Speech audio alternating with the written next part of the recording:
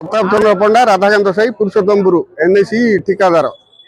2023 मसीहा डिसेम्बर में परिषद किसी टेंडर बाहर से टेंडर में अंशग्रहण कर फास्ट लिस्ट हुई आम एग्रीमेंट वर्क ऑर्डर पाई कार्य करूँ।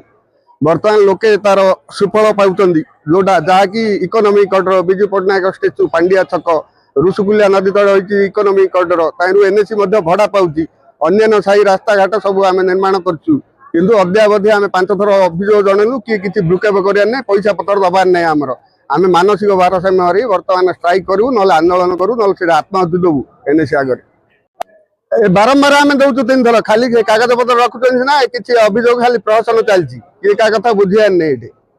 5 कोटी टंका समस्त कंट्राक्टर 5 कोटी 50 लाख पाइबार अच्छा समस्त कार्यादेश पाई कम कर जनसाधारण कम लगुच एनएसी से इकोनॉमिक कॉरिडोर भड़ा पाँच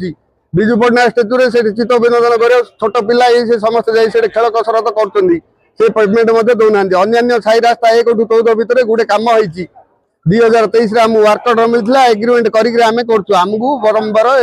आगे किसी आम ये कर हस्तक्षेप करना कौन ये पेमेंट द्वारा ना गंध धरना आम लास्ट बाध्य से आत्महत्या देवु।